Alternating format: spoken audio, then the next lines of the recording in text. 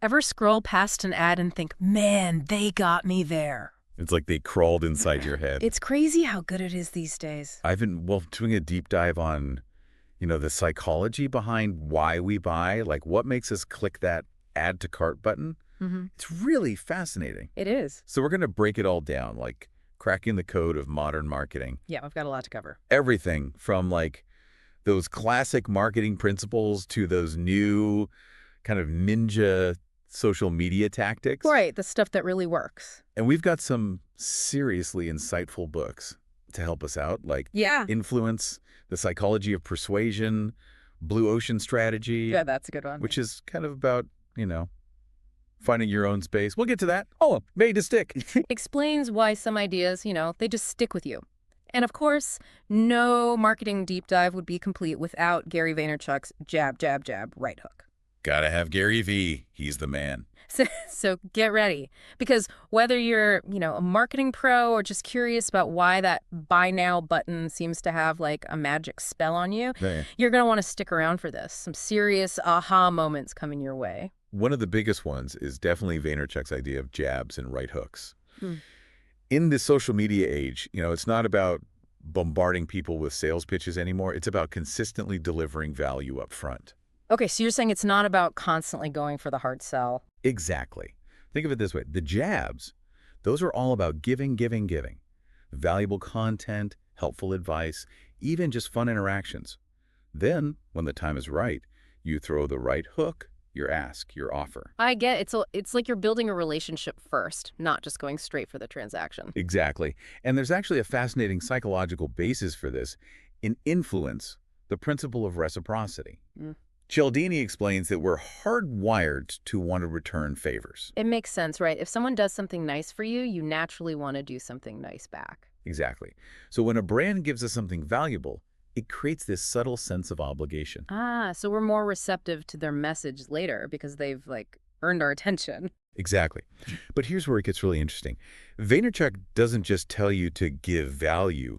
He breaks it down, like what makes a good jab in the first place. Because not all jabs are created equal, right? Right. He actually uses the example of a Facebook post from Tartine Bakery. They were promoting a charity event, which is great. Sounds like a good cause. Yeah, but the post was literally just a wall of text. Yeah. No visuals at all. Wait, for a bakery? With all that delicious-looking food? I know, right?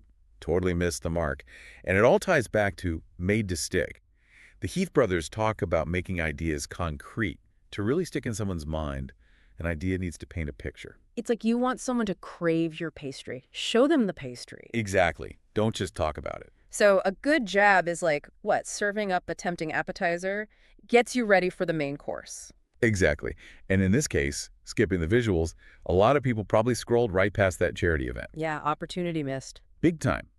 Now, on the flip side, Vaynerchuk highlights a Colgate post that even though it used a generic stock photo, it still managed to get tons of engagement. Really? What was so special about it? The copywriting. It was clever, it was engaging, it made people stop and think. So even without that picture-perfect image, strong copywriting can save the day. It's like a 1-2 punch.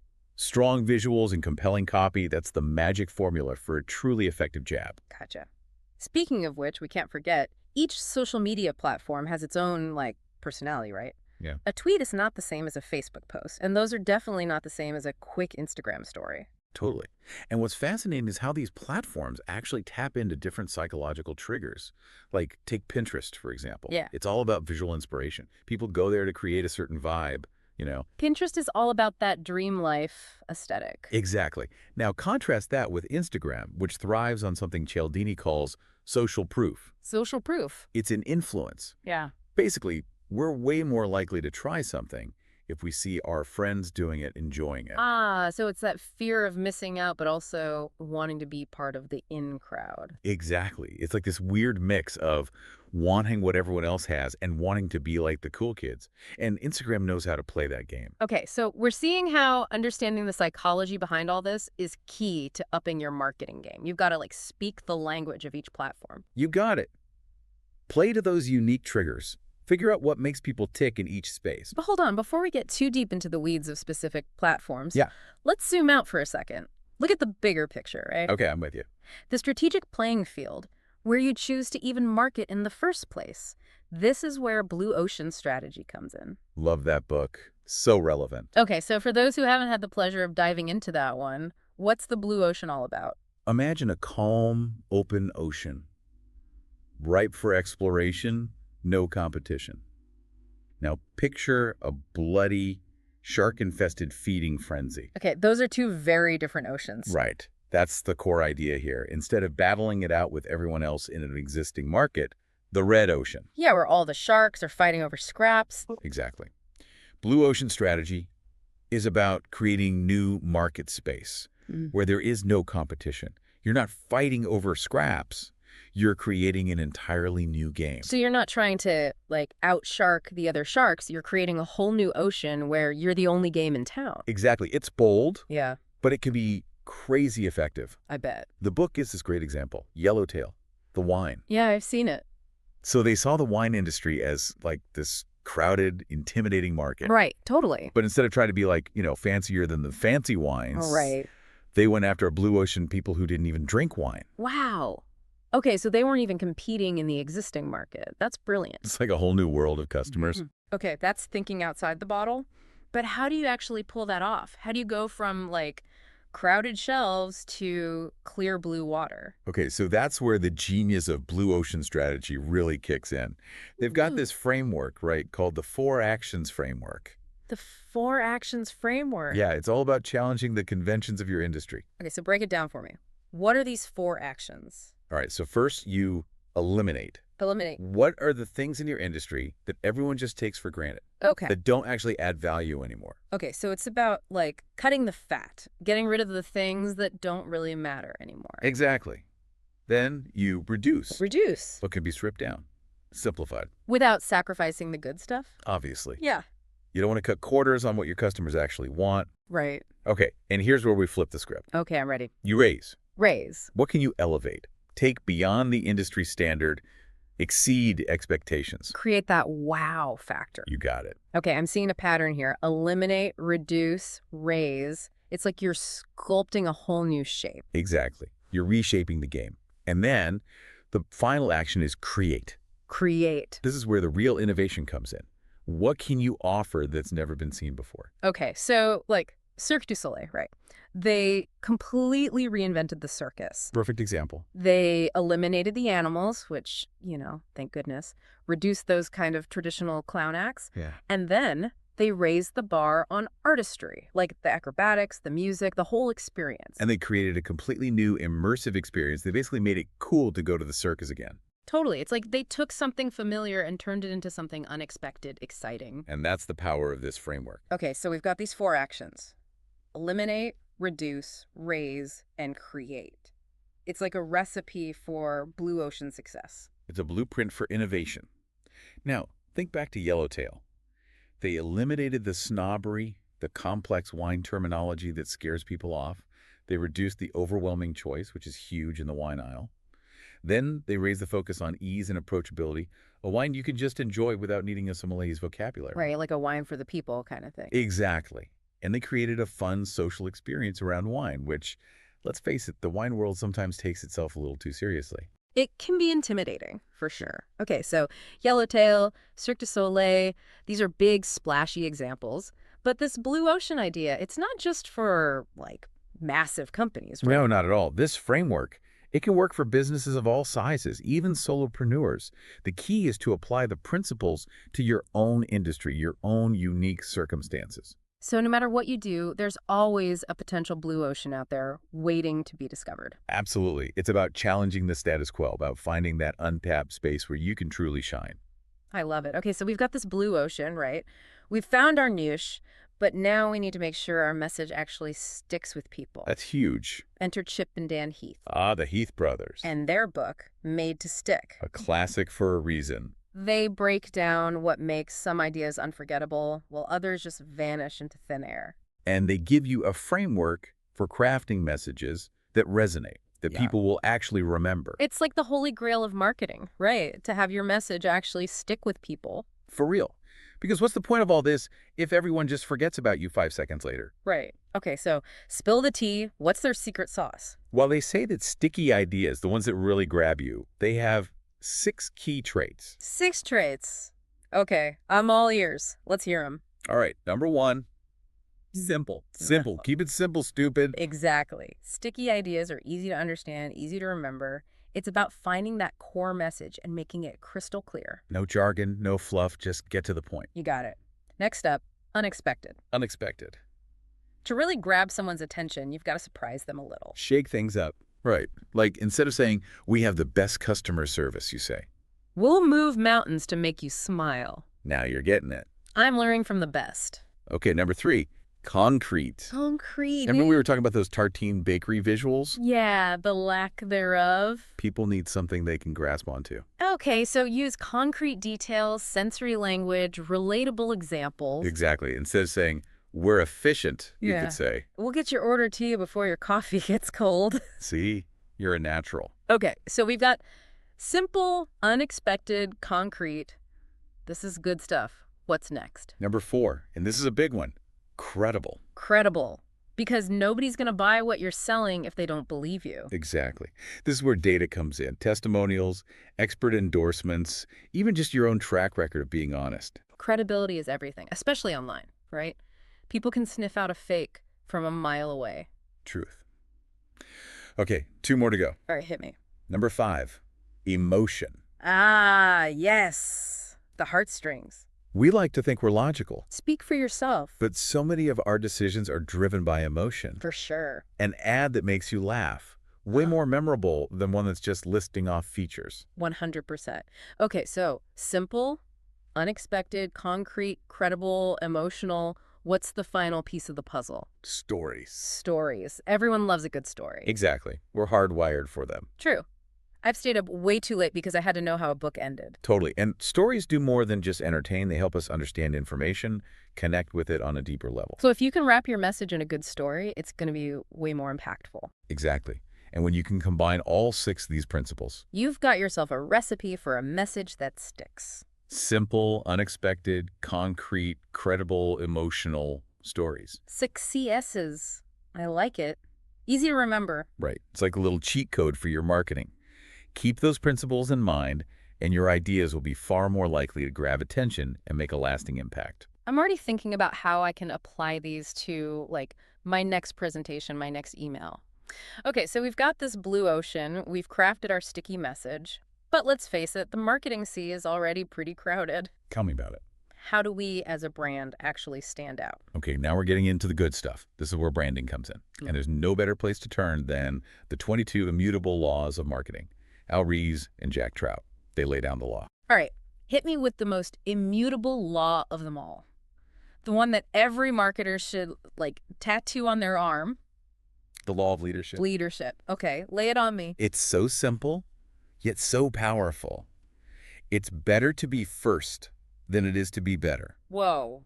Okay, so explain that one. Think about it. If you're the first one to market with a new idea, a new category, Yeah. you automatically own that space in the consumer's mind. Yeah. You're not just selling a product, you're defining the category itself. You become the benchmark. Everyone else is measured against you. Exactly. And even if a competitor comes along later with a slightly better product, you've already got that first mover advantage. That's like you've already claimed that territory in the consumer's brain. Right. It's like that old saying, the early bird gets the worm. Or in this case, the early bird gets the whole flock thinking, hey, that bird seems to know where the good worms are. Exactly. And they all start following the early bird. But listen, I know what you're thinking. What if you're not the early bird? Exactly. What if you're entering a market that's already got, like, a clear leader? Don't worry, Ries and Trout have a law for that too. The law of the opposite. The law of the opposite. It basically says that if you're aiming for second place, your strategy is all about the leader. You position yourself as the alternative. So you're not trying to beat them at their own game, you're creating a new game altogether. You got it. Think about Avis. They were up against Hertz. Hertz, the king of rental cars. Exactly. And instead of trying to out Hertz, they embraced their number 2 status. With that brilliant slogan, we're number 2, we try harder. Exactly. They turned a potential weakness into a strength. So smart. It's like they're saying, yeah, we're not number one, but that just means we have to work harder to earn your business. Exactly. And it worked. They positioned themselves as the underdog, the one who genuinely cares. So even if you're not the first to market, there's still a way to carve out your own space. Absolutely. You've just got to find that unique angle, that differentiating factor, what makes you stand out.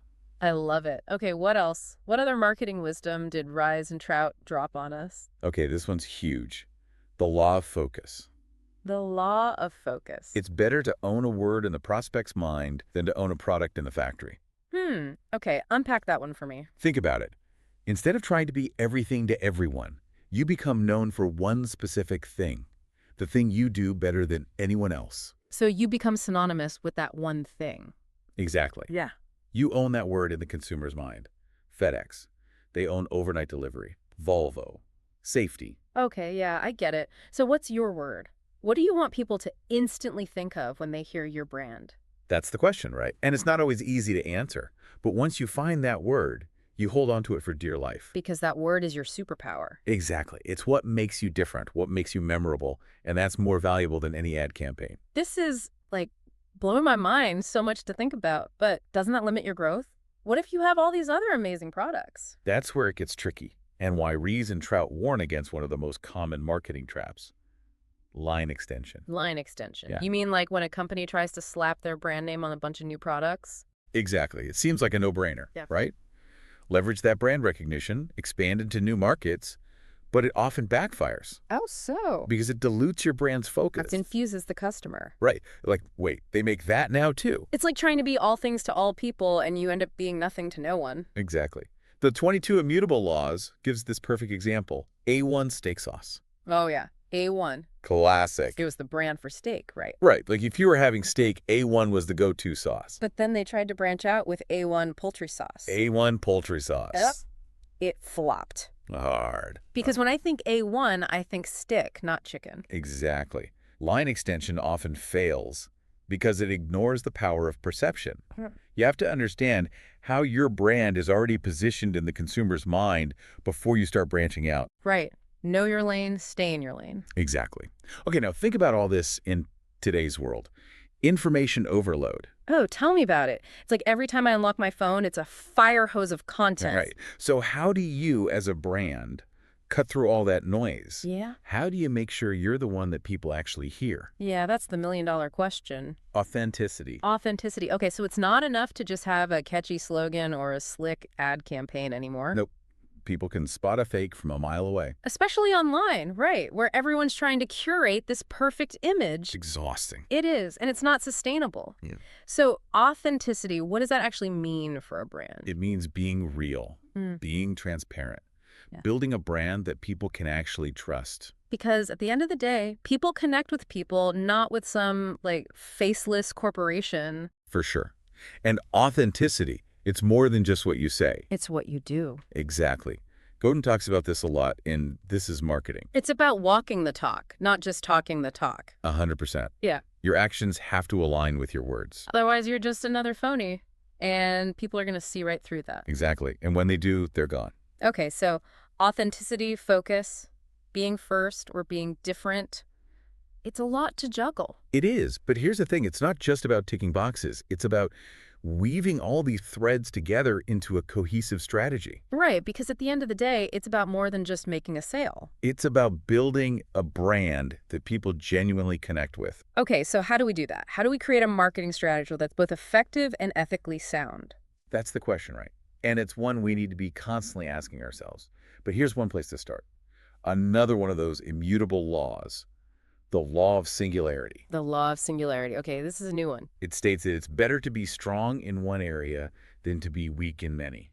So it's about finding that one thing you do exceptionally well and just owning it, like laser focus. Exactly. This goes hand in hand with owning that word in the consumer's mind. Yeah. You find your niche, you dominate it, you resist the temptation to be everything to everyone. So less is more. In this case, yes.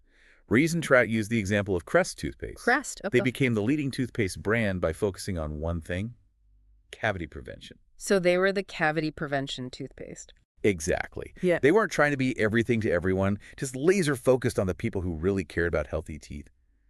And guess what? It worked. They became synonymous with that one benefit. So it's not just about being good at a lot of things, it's about being the best at one thing. Exactly. Owning that space in the consumer's mind. And you know what? This ties back to Blue Ocean's strategy, too. When you choose that singular focus, you're essentially carting out your own blue ocean. It's like you're creating a category where you're the only game in town. Exactly.